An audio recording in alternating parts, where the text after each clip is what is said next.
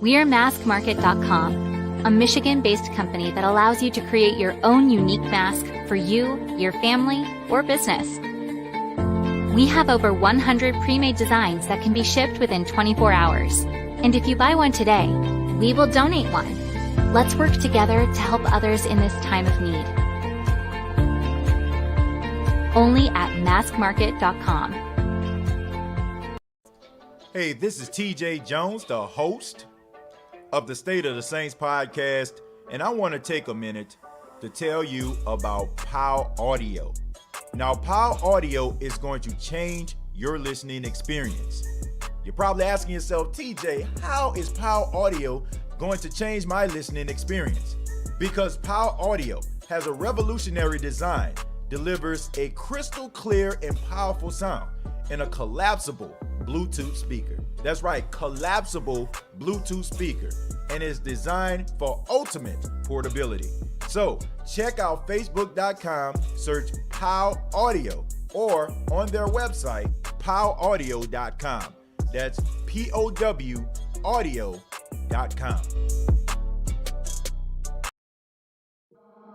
One more time.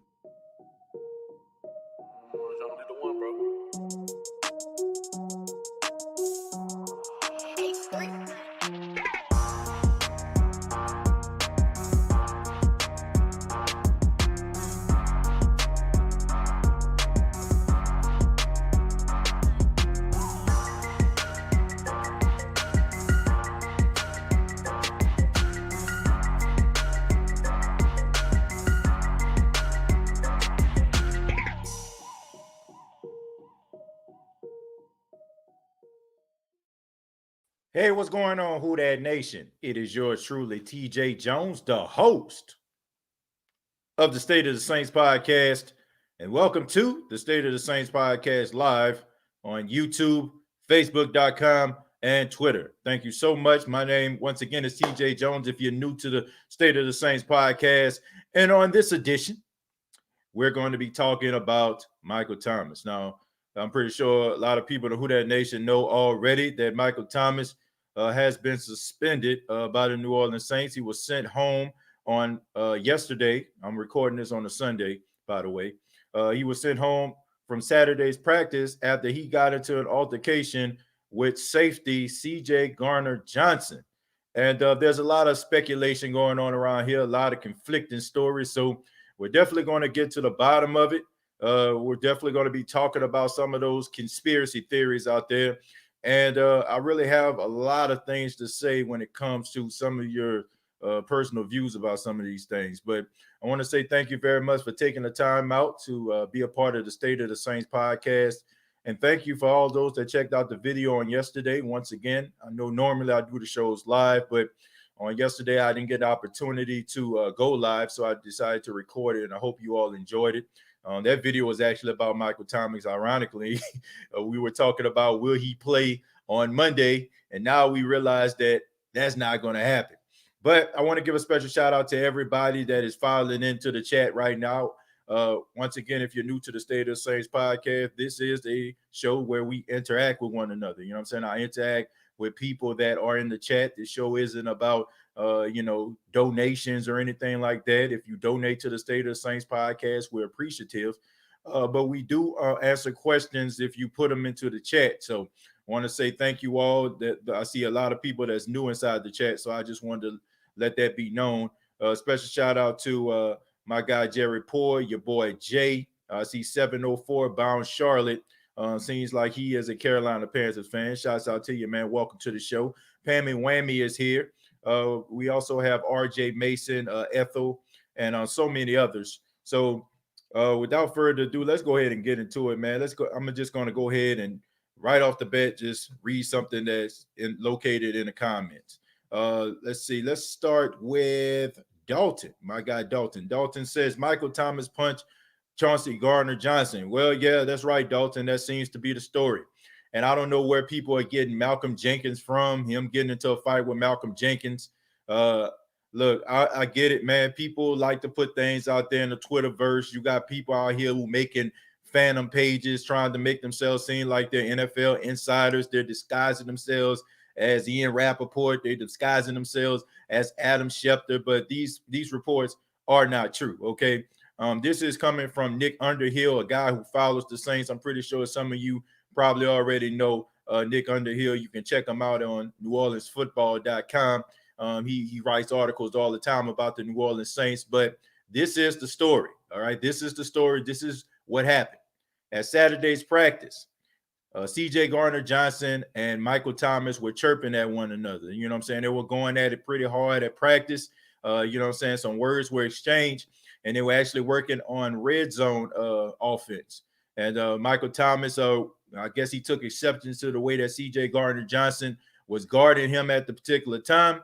And they just kind of got into it, man. You know, they both were fighting and stuff like that, you know, saying some fists, fisticuffs were blown, and the team separated them. But that wasn't the issue. I mean, guys get into problems and get into altercations all the time. I mean, football is a very masculine sport. You know what I'm saying? You know, testosterone is at an all-time high. So, you know, egos, you know what I'm saying, definitely, you know what I'm saying, out there, you know what I'm saying, definitely when you're dealing with multi-million-dollar players like that. And definitely, you know what I'm saying, when you're testing another guy's manhood. But anyway, you know what I'm saying, they were pulled apart by teammates. But Michael Thomas took it a little bit further, and he actually disrespected some of the coaching staff. And that's what caused Coach Sean Payton to send Michael Thomas home. He was fined, and he would not play in the game Monday night versus the Los Angeles Chargers. And that is the story that happened. The story about Malcolm Jenkins, people talking about apparently him calling Michael Thomas slant boy. That definitely was not the case. I think that's something that most people probably on rival teams probably just put out there, you know, probably mad because their respective team can't stop Michael Thomas. And one of those 149 catches, or probably 12 or 13, probably came on their team. So that wasn't the case. You have people out here that's blaming Malcolm Jenkins. Look, let's just call a spade a spade. Some of you out there don't like Malcolm Jenkins because of how strongly he feels about some of these social justice issues. That's the main issue. It has absolutely nothing to do with football. It's your own personal view about Malcolm Jenkins. I get inboxes all the time. I see comments on the State of the Saints podcast Facebook page. People are talking about Malcolm Jenkins. He needs to stick to football. Malcolm Jenkins, he cares too much about what's going on in the community and not what's going on the football field. Some of you don't like this little social justice issues that he has going on. So apparently you have any way that you can, you're going to try to find a way to try to discredit or try to demean a man. You need to get yourself in check because he had absolutely nothing to do with that, and save your own personal views. And maybe you need to have a come to Jesus meeting with actual Jesus, okay? Because he wasn't actually there, okay? He had absolutely nothing to do with it. This was a confrontation between Chauncey Gardner-Johnson, or CJ Gardner-Johnson, or CD Dukes, whatever he's calling himself, and Michael Thomas, okay? These guys have gotten into it before, okay? They got into it at a practice before the Seattle Seahawks game last year. And both of these guys are extremely vocal. They're extremely passionate. So, I mean, that's going to happen, man. I don't think that it's something that we need to worry about. I know people are talking about, oh, man, Michael Thomas changed. Or Michael Thomas, he different ever since he got his money. No, Michael Thomas has always been this way. Michael Thomas has always been extremely vocal. Michael Thomas has always been extremely competitive, and he has been very, very outspoken. And I feel like that's very hypocritical as Saints fans when this guy goes at it with different players on teams. All of a sudden, it's so funny. But now all of a sudden, he's being who he is. Now all of a sudden, it's a problem. Now, man, we need to chill out with all that, okay? We can't pick our battles as Saints fans, all right? You got to love the guy for who he is and what he represents. And I like the passion, man. You know what I'm saying? It's not – I feel like he took it a little bit too far, but I've been there. You know what I'm saying? I've been – and you know what I'm saying, I've been playing basketball and definitely played football where guys, you know what I'm saying, are chirping. Guys are, you know what I'm saying, probably getting the best of me that day. I'm getting the best of them. You know what I'm saying? They probably want to fight. It happens. So I don't feel like it's nothing that we have to worry about. Michael Thomas is not a, you know what I'm saying, a diva. Michael Thomas is not out here trying to destroy the Saints franchise. I just feel like this was one of those moments where, just tension was at an all-time high, and these guys went at it. And, I mean, Michael Thomas got sent home, but I wasn't a real big fan of Michael Thomas playing anyway. I feel like Michael Thomas shouldn't have been playing in the first place. And honestly, as crazy as this sounds, I feel like it was a blessing in disguise. Because what if he would have went out there not fully healthy and all of a sudden he reactivated his ankle? Now we see, may God bless him, man. My prayers go out. We seen what happened to Dak Prescott today. You know what I'm saying? Like, who's to say that something like that couldn't possibly happen to Michael Thomas going up, you know what I'm saying, trying to catch a pass, or going up, you know what I'm saying, trying to run a route? Like, I feel like they rushed this guy back way, way too quickly. Okay, way too quickly. So probably was a blessing in disguise. You don't want to see two teammates that really are very important to the success of the Saints team going at it, you know, to a point where they have to be separated. I think Michael Thomas may have took it a little bit too far going at the coaches. But look, I like the fire and I like the passion of Michael Thomas. So I'm not going to sit up here and criticize Michael Thomas way too much and say, oh, man, Michael Thomas, he different. He changed since he got his money. Nah, man, this is the stuff that made us fall in love with Michael Thomas. This is the dog that he is. You know what I'm saying? This is the grimy guy that he is when it comes to him being a football player. So I'm not going to change my mind about that because I'm one of those people that take people exactly for what they are. You know what I'm saying? Like, I love, you know what I'm saying, Michael Thomas for everything that he represents. And some of these same characteristics is the reason why we love him. So anybody that's out here criticizing Michael Thomas, anybody out here talking about this man change, you're being a hypocrite, because this is the same person that we were all laughing with when he was talking about Josh Norman. This was the same guy we all were laughing with when he was talking about Devontae Parker. This was the same person we was laughing with when he was going at it with Stephon Diggs. So don't, just because he's out there talking with a teammate or going at it with a teammate, now all of a sudden, oh, what's wrong with Michael Thomas? Nah, bro. That's very hypocritical as Saints fans. So I don't want to hear anybody talking about this guy in that regard, because those are the things that made us like him, period. All right, so we're going to go ahead and go through the chat. Josh says CJ always starting fights with teammates, though. If anything, it's CJ who should have been sent home. Well, look, I don't think it's the fact that they got into a fight, Josh. It was the fact that Michael Thomas, I mean, he should have, you know, allowed logic to set in, but he went at it with a coach. That was the reason why he got sent home. And I do want to say this, folks, you know, we give Sean Payton a lot of, you know what I'm saying, a lot of flack when we talk about his play call and we talk about him, you know, losing his fastball when it comes to calling the plays. But this right here was a really good move. And it was a move that a lot of coaches would not have made. You know what I'm saying? Like, I can imagine, like, back in the days, you know what I'm saying? Like, I heard the stories about Bill Parcells and Bill Belichick when they, you know what I'm saying, were part of the New York Football Giants. When Parcells was the coach, Belichick was the defensive coordinator, and Lawrence Taylor, who was a league MVP and the most dominant force in the NFL at the time, would show up late to practice and show up late to film study, and then he would fall asleep in the back of the room. And, you know, nobody would say anything to him at all, okay, just because he's Lawrence Taylor and what he represents. This is a guy that's the offensive player of the year. This is a guy that had more receptions than any other receiver in NFL history in a season.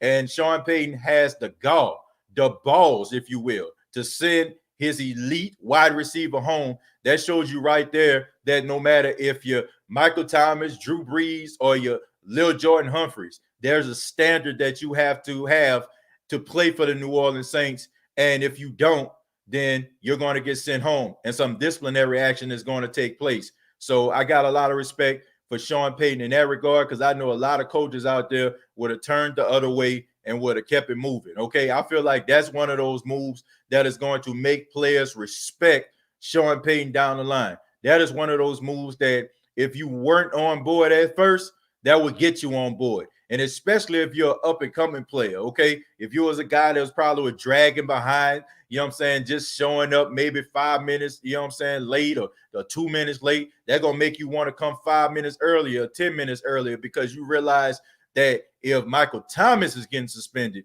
if Michael Thomas gets sent home, then I know for a fact I need to straighten up the fly right. So that definitely was a message that was sent, you know what I'm saying, loud throughout that locker room, I'm pretty sure. So respect to Sean Payton for that. Mike says, I agree with you, TJ. I love the strong side from Michael Thomas. He's no pushover. yeah, man, I just feel like we get mad at guys when we feel like we got something invested in it, okay? But we love it when we ain't got no dog in the fight, so to speak. We like when we can sit back and analyze it and look around and be like, oh, he talking about Devontae. Oh, he talking about Stephon Diggs. Oh, he talking about this person and that person. But when it hit close to home and we feel like we got something to lose, oh man, he taking it too far. Nah, bro, that's hypocrisy at its best. I'm not gonna sit up here and be crying and boo-hooing about Michael Thomas going at it with CJ Gardner-Johnson. I'm not gonna sit up here and start calling this man a new AB. I'm not gonna sit up here and start talking about this man contract, because the guy deserves his money. Okay, this guy deserves his bread, regardless to what he did at practice. Michael Thomas deserves his money. I don't care what y'all say. You can talk about how much he got paid all you want to. This guy is greatly missed in this offense. You know it. I know it, okay? I don't care if the Saints play at Detroit and we seen Traquan Smith emerge, we seen Emmanuel Sanders do his thing. We know that we are going to get consistency from Michael Thomas. He has been consistent since he stepped foot in the Saints locker room coming out of Ohio State. Every single year, he has gotten better and better, okay? So forget all the rest of that stuff that you're talking about.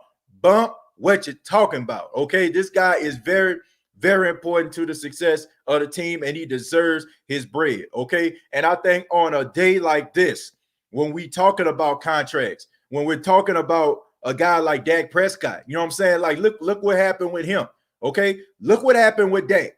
For all these people out here, what a person deserved. Tell me this guy did not deserve his contract, okay? Tell me Michael Thomas didn't deserve his contract, all right? So anybody out here complaining and talking about players about their contracts, man, knock it off.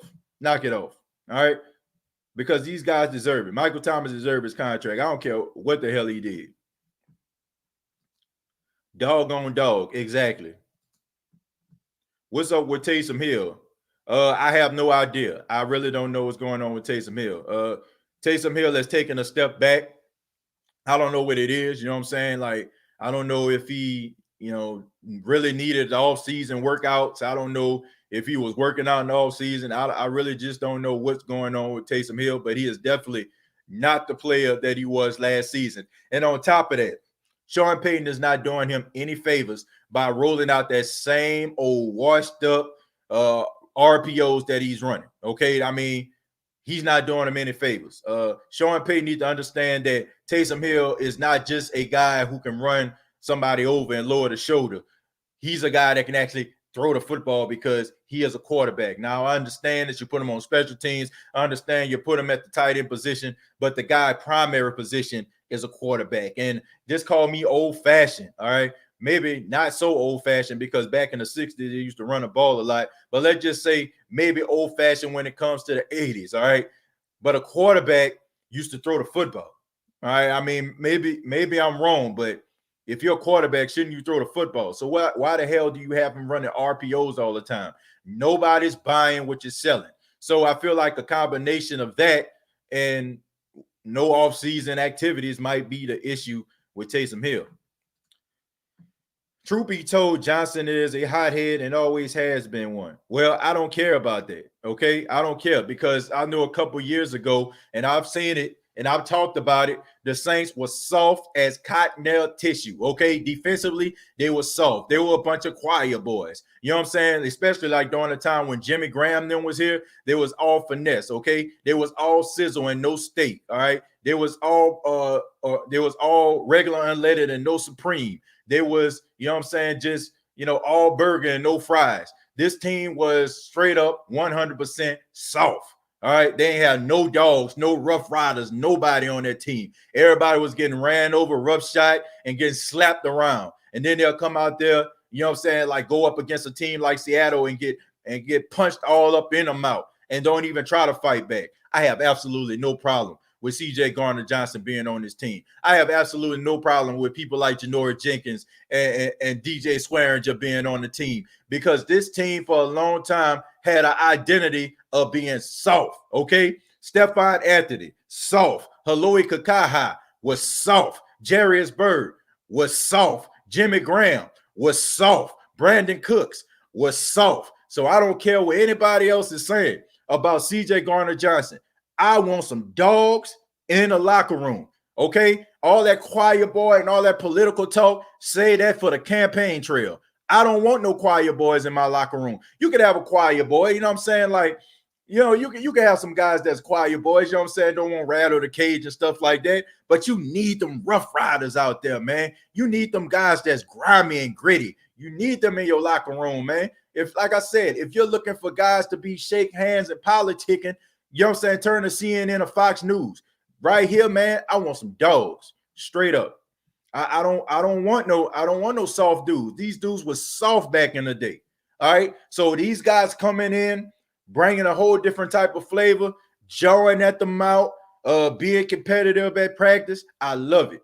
I love it, bro. I love it straight up. Anybody around here that's acting like, oh man, this is so horrible. What happened to the team? Nah, bro, you need this. This builds character. This builds camaraderie right here, man. That's what you want, man. Iron sharpens iron. Do y'all not understand that? If dudes out here just one guy's just getting the best of everybody on the team, what the hell you think gonna happen on Sunday? Huh? What you think gonna happen on Sunday if you letting Michael Thomas push you over like that, or vice versa, you let CJ Gardner-Johnson push you around like that? What you think gonna happen when you have guys out there that's equivalent or even better than the talent that these guys have? They're gonna get ran over. So bump all that stuff, man. I don't want look. I don't need no choir boy, okay? I don't need no choir boys. You know what I'm saying? Like, save that for the church house. You feel me? They both are warriors. Yep.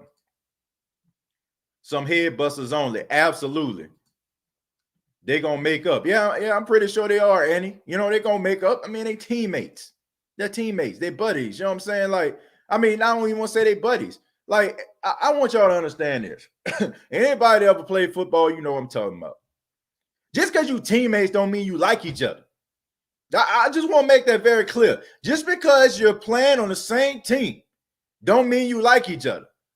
Okay, I'll give you a prime example. Patrick Queen and Joe Burrow won a national championship together, right? The Baltimore Ravens played the Cincinnati Bengals today, and Patrick Queen teed off on Joe Burrow. You know what I'm saying? Hitting him so hard that he forced Joe Burrow to fumble the football. All right. And even during the week when he was talking to the media, he made it perfectly clear. Him and Joe Burrow didn't get along. All right. So those guys won championships together. Patrick Queen was the leader of the defense, and Joe Burrow was the leader of the offense. These guys won a championship together and they didn't get along. So everybody that you on the same team with, everybody that you rolling with, ace boon cooning with, so to speak, that don't mean that y'all ace boon cooning. You know what I'm saying?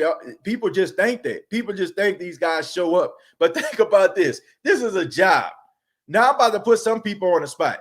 How many people out there work with somebody they can't stand? Y'all work at the same company, but y'all can't stand each other. But y'all necessary. They probably good at what they do. You probably good at what you do. Okay, but you just don't like that person. I mean, but y'all still work together. It's no different in football. Jimmy Steals, Junior Cooks, Sean ain't scared to lose talent. He will find more talent. Man, that boy ain't going nowhere, Phil. He ain't going nowhere. And it happens. It happens. Facts, bro. Preach, brother. Man, I appreciate it, man. Be glad you're enjoying the commentary. EJ, what's going on? This is my brother right here. He says, well said, little bro. Brought a tear to my eyes. Man, I'm just being honest, EJ, bro. I'm just being honest, man. I just think that people around here are way too hypocritical, man. I know a lot of people are probably wondering what angle I was going to come at from this. Probably thought that I was going to come here and tell Michael Thomas a new one, but I'm not. You know, I'm not going to do that. Because I mean, I love everything about Michael Thomas. I wouldn't change it at all. We don't know for sure what started it. I only seen rumors. Now, I actually know exactly what happened, Spencer. I actually know what happened. Okay, this comes from an actual reporter that was in, you know what I'm saying, that was like, he is fully involved with the team. So Nick Underhill, you know what I'm saying? Like, check out Nick Underhill, New Orleans .football. Check him out. He have a whole article out there right now talking about what happened. Peyton has lost his team. I definitely disagree with that. Why did he lose his team? Like, okay, do y'all really believe, like, let's just be honest. Do y'all really believe these players don't fight? Just like, congratulations, everybody out there. Give yourself a round of applause because you finally found out something that happens inside of organizations all the damn time. Do y'all understand how much players fight? Do y'all understand how much players don't get along? Do y'all understand how many close practices that they have that guys go at it with one another? Do y'all understand it? Now all of a sudden, we know a little something. Right now, everybody's talking about it. And now all of a sudden, Sean Payton loses his team. Give me a break, man. This stuff happens all the time. The only difference is you don't know about it. You sleep. You sleep, but these things happen all the time. They happen all the time. These players fight all the time. You just do not know it. See, that's the problem. You know what I'm saying? Because the power of social media, we feel like if we don't hear about it, it didn't happen. But this happens all the time. Sean Payton didn't lose nothing.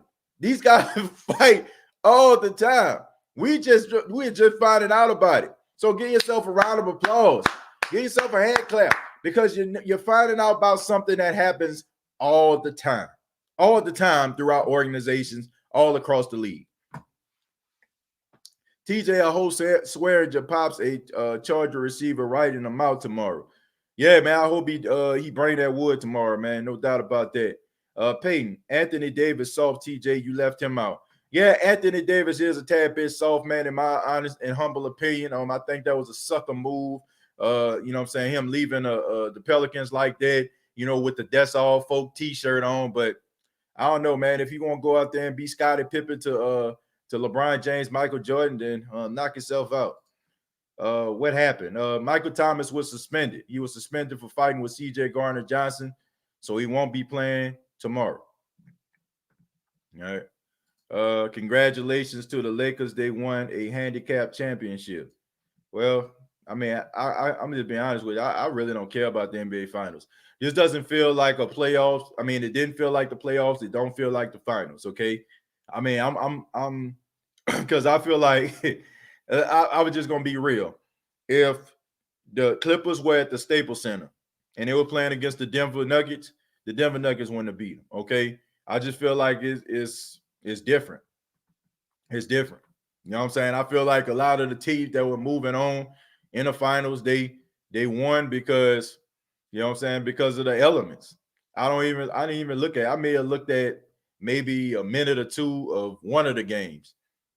I mean, it just didn't feel like it to me. Whoever said Shore lost the team, they crazy. Yeah, that's that I don't agree with that. Your $100 million receiver gets suspended. And, you know, who cares? Like, who cares? Like, let's just be honest about this. And I'm about to put people on the spot right now. Your $100 million receiver was suspended. How many people out there, when I put out a video, I asked the question, should Michael Thomas play in a Week 5 game versus Los Angeles Chargers? How many people out there say, man, he should play after the bye week? So how in the hell is this a concern? Nobody wanted him to play in the first place. Who the hell wanted Michael Thomas to play? Who the hell wanted Michael Thomas to play against the Chargers? Not me. And I seen my boy Chemo. I seen Jerry. I seen so many other people that was up in this thing who said, nah, man, don't let him play. Ghostface Grilla. I mean, all these cats was like, nah, bro, nah, you know what I'm saying? Like, nah, I don't think he should play. I ain't seen people saying, man, Michael Thomas should play. Now all of a sudden he get into a scrimmage. Now he the $100 million receiver. Man, knock it off. Knock it off. Nobody wanted this dude to play anyway. And in a way, I hate to say it, I'm sorry he got sent home. I'm sorry it was fine, but I'm happy. I'm happy that Sean Payton didn't subject this man to go out there and possibly set himself back by playing on a still sore ankle. They probably going to inject him up with just to numb the pain just a tad bit so he can go out there and perform. So you go from being out 5 weeks to being out about 7 weeks. Sound pretty damn good to me. With a high ankle sprain, the most you're supposed to sit out is like 5 to 6 weeks. So we going into about almost 7 weeks with this. So with that, I'm happy. And he didn't miss about 6 or 7 games. So that's he fresh as a daisy. You know what I'm saying? He only played 1 game. And in that game, he only got targeted maybe twice. In that game against the Tampa Bay Buccaneers, I think he had about 13 yards. So he's as fresh as a daisy. So he should be coming in killing it. Midway through the season, this guy's still fresh. I don't get it. I don't get it. Like, we're gonna pretend like this is a big deal now, but a couple of days ago, we didn't even want this guy to play. Huh? Seriously? TJ, much respect for your knowledge, bro. Players fight in practice all the time. Just most incidents aren't reported. Yeah, that's the truth. You know, I mean, look, man, y'all should already know this, man. How many people out here that take pictures with their significant others, boyfriend, girlfriends, or whatever? Oh, they so happy. You know what I'm saying? Like, fronting. You know, like act like they don't fight, act like they don't never disagree. It happens. We may not see it. They may not post, man, we just got into the biggest fight ever, but it happens. Despite what the heck going on or what we think is going on. We think we know everything. We think we got everything because the world is at our fingertips right now, right? You know what I'm saying? Like, the situation that happened with Dak Prescott happened like that, right? Where everybody knew about it, whether you was watching a Cowboy game or not.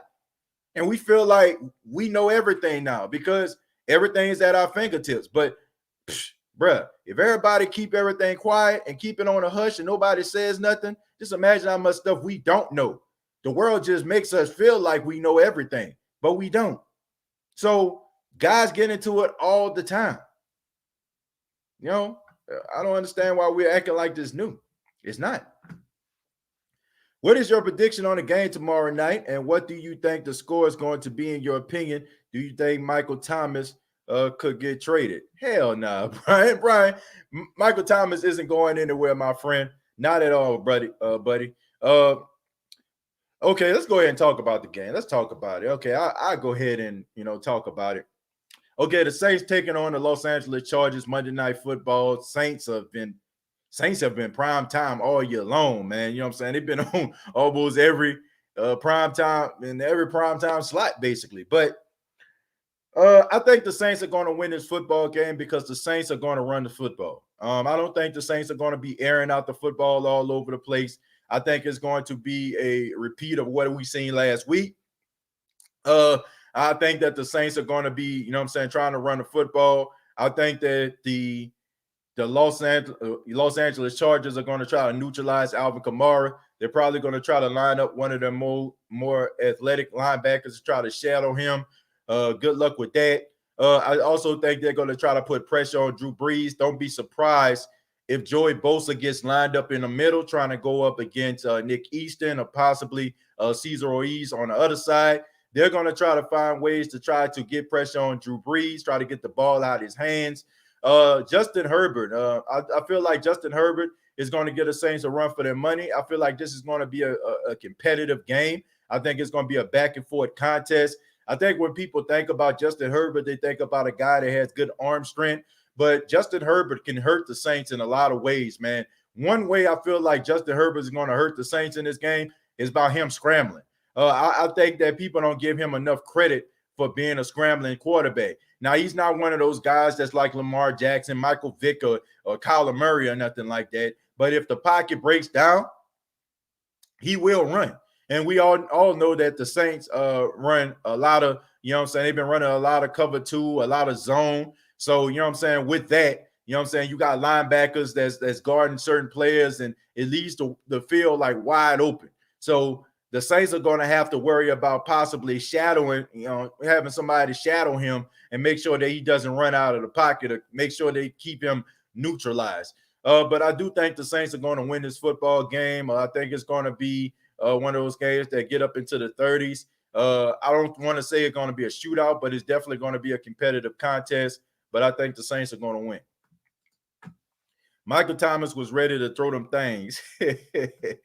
Yeah, it seems that way. It definitely seems that way. And once again, everybody, I do apologize. This is not going to be a long show tonight. I have a meeting I got to go to early in the morning. So I'm probably going to be taking just a few more questions, and then we're going to go ahead and head up out of here. Let's see. Thomas needs to sit out anyway, and I didn't want him to play. Exactly. Thank you, Keith. Thank you very much. Nobody wanted him to play. But that goes to show you how people just make everything such a big deal.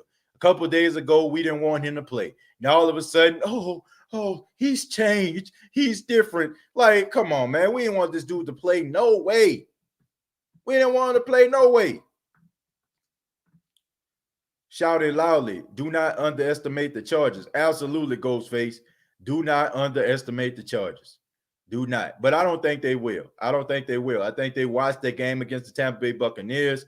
I think they seen how Tampa was getting fits. You know what I'm saying? I think they got the Chargers.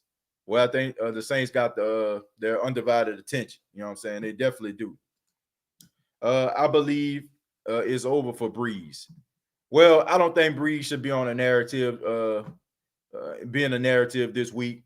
I think that Drew Brees did a good job last week. We need to take it from week to week, folks. You know what I'm saying? Like, I don't think that this was the week, and I don't think that this is a time really to be talking about Drew Brees' career being over. Because the last thing we seen with Drew Brees out there carving up the defense of the Detroit Lions like a Thanksgiving turkey. And I know some people will say, well, it's the Detroit Lions. It's the Detroit Lions. Well, the Green Bay Packers don't have a good defense either. You know what I'm saying? Like, and he wasn't carving them up.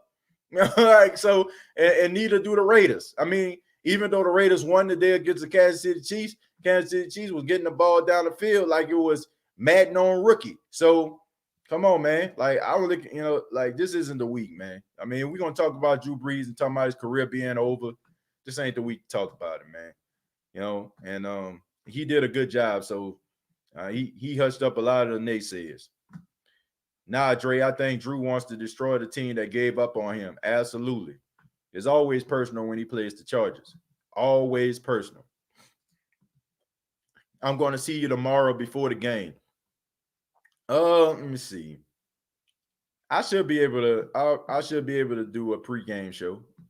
I'll keep you posted. I'll let you know. Because, I mean, the meeting I'm going to last pretty much all day.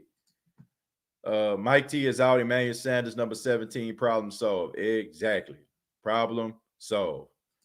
I mean, if anything, you know what I'm saying, this is helping the chemistry of Drew Brees, Traquan Smith, and Emmanuel Sanders. So by the time Michael Thomas come back, man, they should be clicking on all cylinders. Everybody should be eating out there. Man, I hope they don't underestimate the Chargers because that's something the Saints do. Nah. Travis, our older Saints team, yeah. This modern day Saints team, they don't underestimate nobody. They don't, And when they do lose those games, it'd be self-inflicted. You know what I'm saying? It'd be self-inflicted wounds. Like you can admit, folks, a lot of times when the Saints lose, they never just get blew out. Like the last time the Saints honestly got blew out was crazy, and it was by the Falcons. That's the last time the Saints got blew out. But they don't get blow out very often. So they definitely go in and they play really, really well.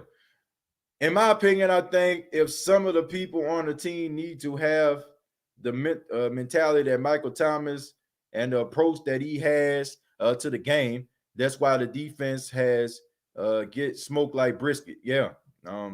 That's why I say I need some dogs on my team. I need some rough riders. You know what I'm saying? Like I ain't got no problem with I don't got no problem with Mike T's personality at all.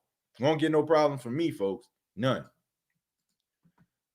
The Detroit Lions are pathetic. I don't care. They're saying Detroit Lions team beat a very decent Arizona Cardinals team. All right. So, and they should have beat the Bears if it wasn't for Swift dropping that pass in the back of the end zone. And we see what the Bears are right now, right? So we can't sit up here and just be like, oh, they're the Detroit Lions. Okay. I mean, they're still an NFL team with a lot of pride. Magic tampered and resigned to do so. Y'all seen Tom standing on the field after They didn't get the fourth down. Yeah, man, we forgot what down it was. Yeah, but I don't know, man. It happens. It happens sometimes. Play enough football, it'll happen to you. I mean, he played 21 years or 20 years. His Twitter name is Can't Guard Mike. What do you expect? Giving a shout out to Jerry. The Chargers had better defense than Detroit, bro. That don't mean nothing. Like, what does that mean? What does that mean? Like that, like this is an NFL team, man. Any team can beat any other team on any given Sunday. If you go out there half-assing it, and you know what I'm saying, like even you know what I'm saying, like even the Giants out there, you know what I'm saying, being competitive. Even though you can say the Cowboys, you know what I'm saying, like man, once again, man, every time I think about Cowboys, now I think about Dak. But even the Giants, you know what I'm saying? These teams got pride, man. These guys playing for a check. Okay. These guys are playing, you know what I'm saying? This is their livelihoods. They can't go out there slacking. These guys can get cut.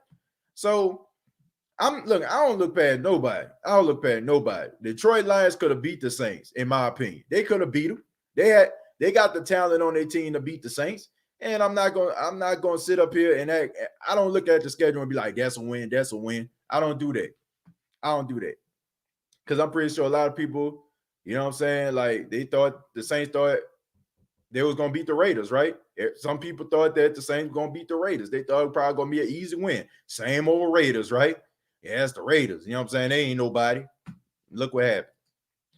It just shows this is not going to be our year. I ain't saying all that. They overlooked the Falcons game. Yep. I don't even think they overlooked the Falcons game. I think that the Falcons caught them off guard because you got to keep in mind, Ice Man, they changed a lot. They changed around a lot of their coaching staff, and a lot of the guys that they brought in and changed around, they brought a different philosophy for that particular week. So they kind of caught the Saints off guard. The passing game worked well last week. I am not too worried about missing Mike T. Yeah, me neither. I know Mike T gonna be a hound when he back though. Yeah, he should be. Let me see. Gave both they pink slip. Yeah, man, Dan Quinn out. Done. Throughout all the unbelievers. I love my team. If we are going to discipline the players, make sure that we discipline Breeze from throwing so many interceptions and throwing bad. Oh man. I don't know. I think it's completely different. You know what I'm saying? Like sometimes you just have a bad week versus disrespecting the coaching staff. You can't do that now. Can't do that. Dak is a dude that was what indeed your statement is not funny, not at all. Um, I don't even know what was said about Dak, and I hope it wasn't nothing disrespectful, man. I will hope that people have enough class, man, that a guy who's actually, as we speak right now, is having surgery on his broken ankle. I will hope that people will have a little bit more respect. I hope it's not nothing like that, man, because this guy is a rather you like the Cowboys or not, and I definitely don't. This guy's a warrior, man. He's a fighter. The way that the Dallas Cowboys did that guy was just straight up down bad, dirty. And that's why I say, like we get mad at players for sitting out, holding out, and we like, oh man, man, they selfish. They're a team killer. They be killing the team. Like this is why these guys sit out. Look at that, man. This man signed a franchise tag. This is only gonna get this man enough that money for this year. But what about down the line? Now this man career in jeopardy. And now what? Now what? So that injury is not funny. Do not quit your day job. Yeah, man. I'm glad I didn't even read that, man. We are not going to talk about a man who, you know what I'm saying, we don't even know if this man going to be able to play the game of football right now. You know what I'm saying? We don't even know if this man going to be able to come back and do this. So, not cool at all. Dak should have held out. I feel bad for him because Jerry Jones is not going to offer him anything now that he has a major injury. Yeah, Hassan, and not only that, I bet you, you know what I'm saying, as grimy as this sound, folks, I bet in the back of Jerry Jones' mind, I bet he was thinking, man, I dodged the bullet. As crazy as that sound, but I believe that's what it is. I believe that was going through his mind. I'm a Cowboy hater, and I wanted to cry with Dak. Yeah, man. I've said this on several occasions. I wouldn't mind Dak Prescott playing for the Saints. But who knows? You know what I'm saying? Like with this injury and what he sustained, I mean, I'm pretty sure this. I don't think they're gonna sign him back. I don't think they're gonna sign him back. So who knows? I mean, life is funny. We're going to the Super Bowl. Who that? Well, I like that type of optimism. I'm gonna read a few more and then I'm gonna get up out of here, folks. Can we snatch Dak after he returns? That's what I was saying, DJ. Same thing I said. I wouldn't mind. I wouldn't mind seeing Dak in the Saints uniform. Let's see. And the last one, Keelan says, is Lattimore and Jenkins playing tomorrow? Lattimore is questionable. I'm pretty sure he's gonna play, but Jenkins is not. I also seen somebody, I guess that's a Panthers fan, talking about they're gonna win the division. The Panthers fans do not want the smoke. Look, man, I already said it. I mean, people laughed at me and thought I was being funny when I said that the Panthers probably was gonna end up being 10-6.